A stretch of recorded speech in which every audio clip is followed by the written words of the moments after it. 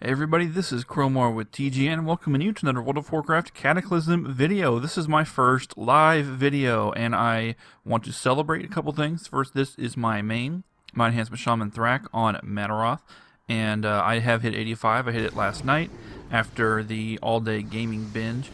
My time to level was about 21 hours, but it could have been a lot better. The main thing that happened was that the server was extremely unstable. But also I ran out of quests to do from 84 to 85 after I cleared out Twilight Highlands and Oldham. I wound up going back to Deepholm to finish it up, so that was annoying. But that's okay. The important thing is I hit 85 and then went to bed and slept like I never slept before. So there's my 85. Now I got something else interesting.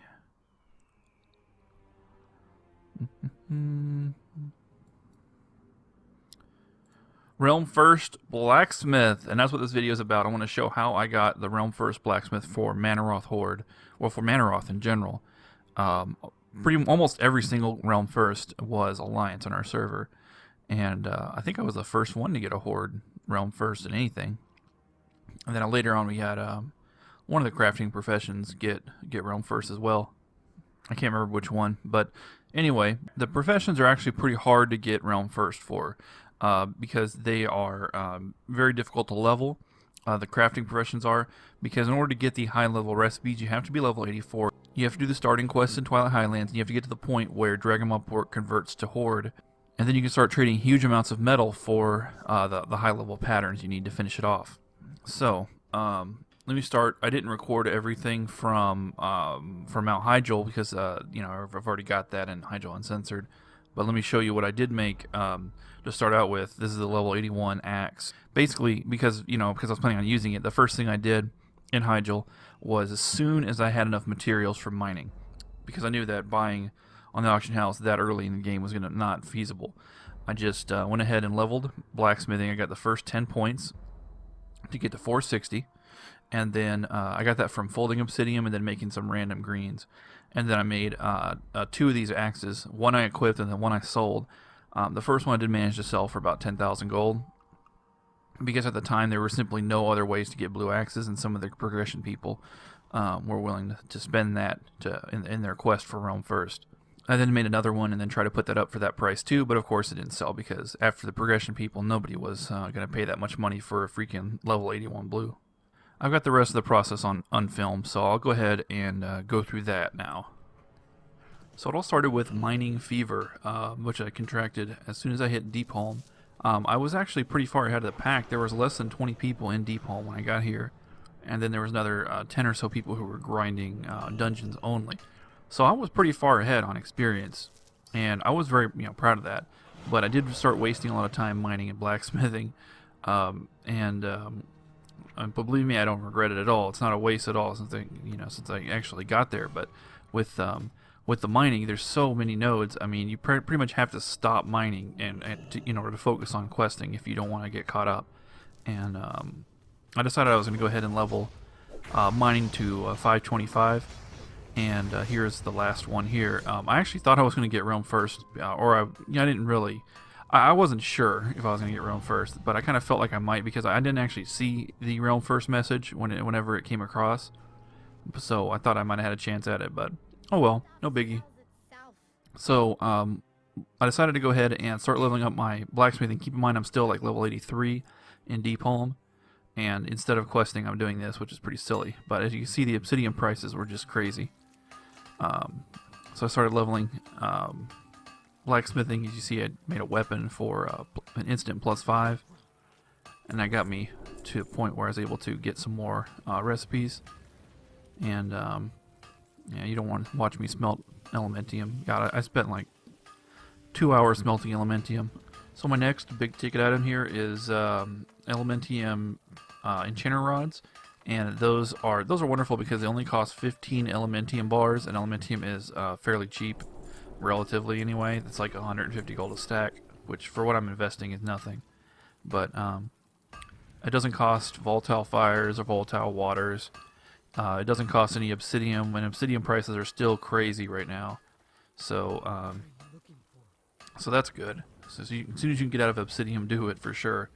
That's at I think 475 is when you get the rods. But anyway, So as you can see, I made quite a few rods just to get my skill up as much as possible, and then I went looking at making a weapon and using up those earths, and hopefully try to sell that weapon for a lot.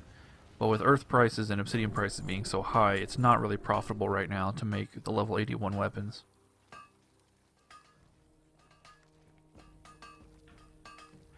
So once at 490, I pretty much just made elementium shield spikes and one blue. So I'm just going to go ahead and skip ahead. Anyway, so this is where it gets fun. At 500, this is the home stretch, and it's actually very easy at this point, but you do have to be level 84. This is a Dragon Ball port after the Horde conversion, and this is where you have to. This is where actually where you buy all of your recipes. You trade stacks of elementium bars and hardened elementium in some cases, and even pyrite, I think, in some other cases, or pyrium bars, or whatever they're called. And you trade those in. Now, by the way, I thought I was going crazy here, but I could not find a forge. And the guy, it seems like there's a forge right next to the metal trader, but it's not. It's not a working forge. And as you can see, I'm buying massive amounts of volatile fires. This is where it's sort of getting really expensive because you pretty much need volatile fires and volatile waters to level past 500. I think you can get to 502 on the shield spikes, and after that, it's all bloodied pyrium and ornate pyrium. And these are very good sets. Not ornate, not so much because it's only for paladin healers, but bloodied pyrium is an amazing set because it's for death knights, warriors, and paladins. It's the high-level PvP set. You know it's going to be in high demand. I mean, I've made a freaking fortune selling Savage Serenite over the last however long. So this is clearly the going to be a big money item. My only concern is that people are going to be making it to level, and that might flood the market. But then again, not that many people actually level blacksmithing, especially since the sockets, the glove and wrist sockets don't actually require you to level blacksmithing. You can just keep your blacksmithing at like 400, I think, for that. So anyway, just go ahead and getting more recipes for the bloodied pyrium and ornate pyrium, and just kind of eking my levels up one by one by one. I bought a crap load of elementium, and I've already used up most of it, or all of it, I think. Almost all of it. So I'm going to have to go back and actually buy more in just a minute. Blood and thunder. The bloody pyrium all cost volatile fires, and the ornate all cost volatile waters. And I'm not sure what else water's used for that's in high demand, but the waters are actually more expensive than the fires right now. Which is a surprise, because it was the opposite in Wrath.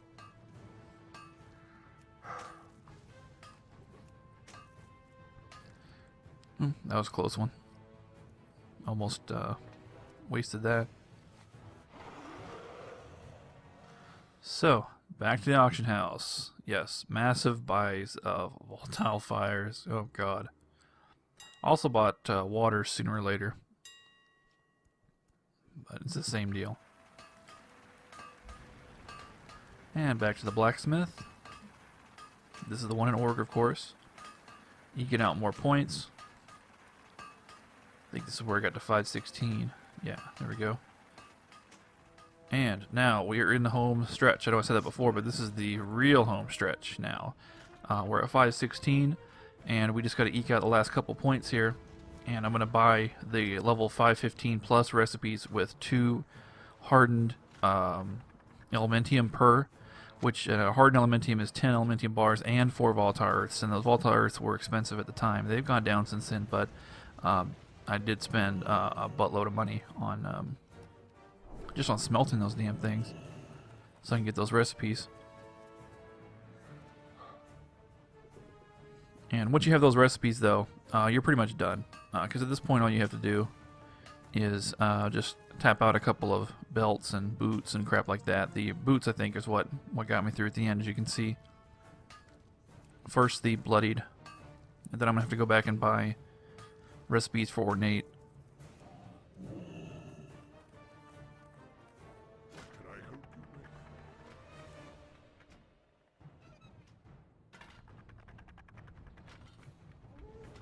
I was on the edge of my seat here. I was thinking, is the same thing going to happen that happened with mining?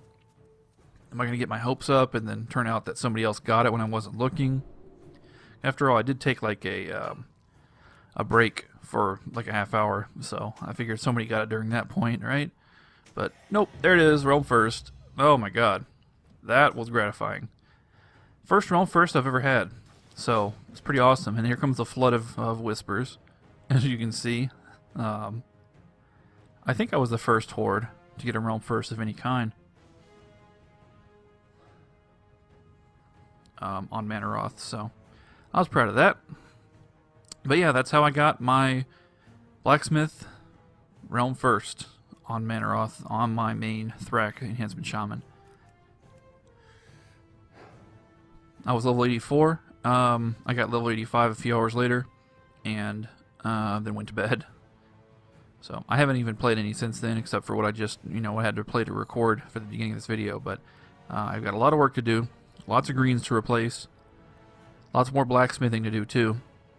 I've got to get all the rest of the Bloodied Purium set so I can make some more money off of that. What else do I got to do? God, I don't even know. I have to make a list.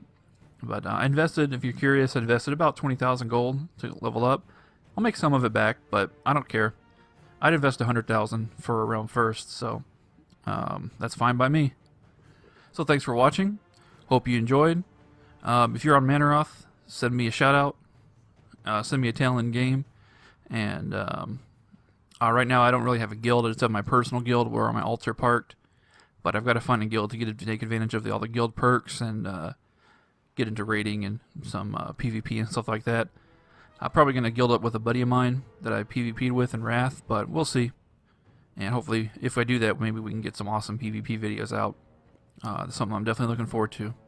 So that's it for today. Thanks for watching. This is Thrak from Manaroth, aka Crowmar with TGN, thanking you for watching and asking you, as always, to please rate, please comment, and please subscribe.